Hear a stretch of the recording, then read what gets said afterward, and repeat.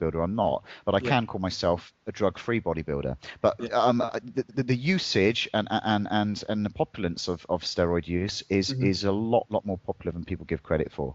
Right. It's very popular. Sure. And also going back to something you said earlier with regards to sort of how dangerous they are and how dangerous the media make them out to be. What's uh, from a bodybuilding angle, because one of the clips I get them to watch is off the film or the sort of the documentary film of Bigger, Faster, Stronger, Yes, and excellent documentary. Yeah. sort of on there, that's kind of what they talk about.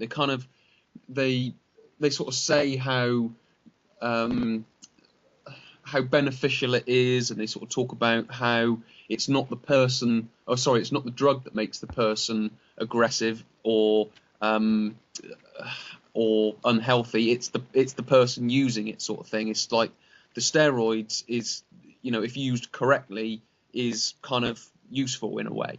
So, what's the kind of your view on that?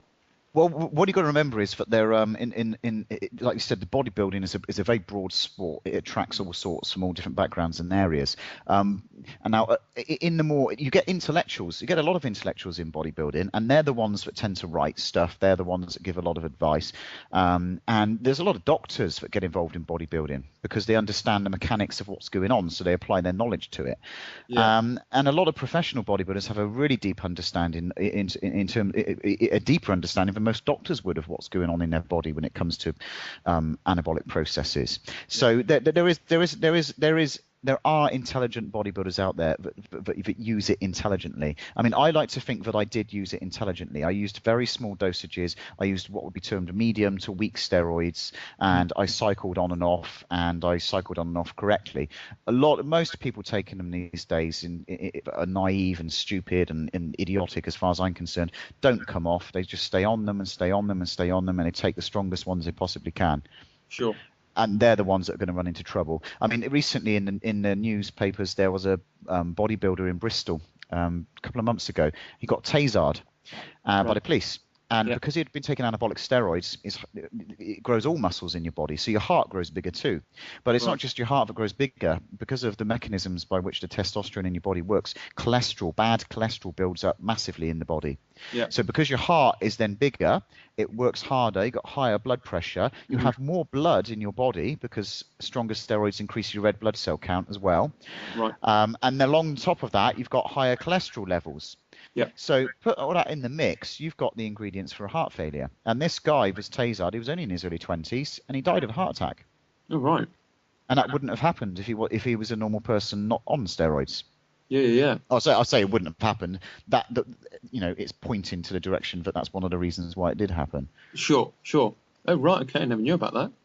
Yeah, I Um, mean it's all relative as well. I mean it's yeah. like saying someone drinks a couple of beers on the weekend Yeah. versus somebody that drinks vodka every single day.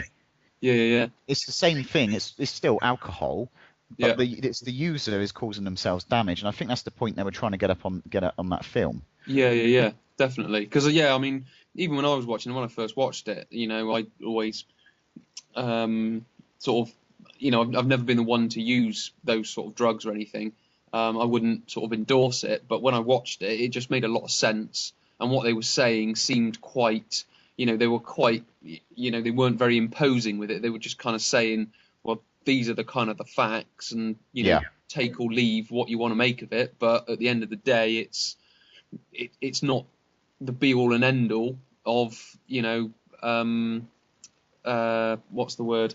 It's not the be all and end all of a sort of the bodybuilding industry, but it is used, and it's okay to use it because so many people do use it and they don't really abuse it and get the adverse side effects from it. I would say it's the same as anything really. It is performance enhanced and it does make a difference. I mean, for me, if I could tell you, the biggest difference of the dosage and what I used to take was recovery time.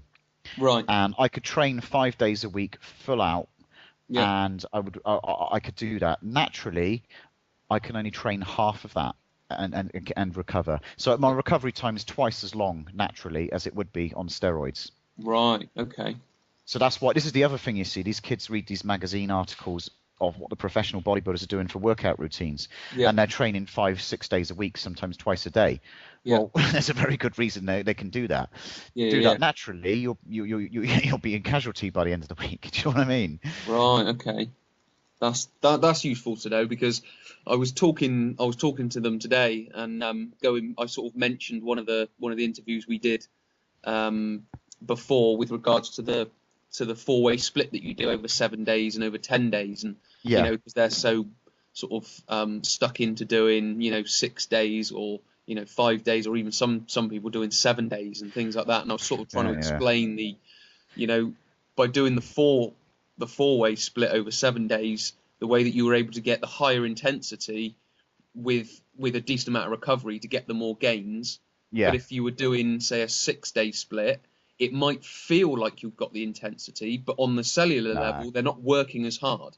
So you're not, in effect, getting the gains. And so what you just mentioned then just sort of highlights the fact of that sort of rest recovery sort of ratio, I guess. And if you're on those steroids, I think this is what people forget, is that muscle growth takes place when you're in deep rest or deep sleep. Yeah. So unless you're really relaxed, lounging around, or you're actually sleeping, that's when you grow. Yeah, absolutely. People forget that, you see.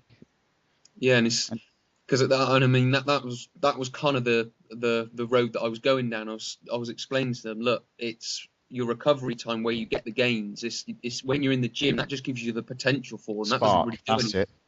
That's right.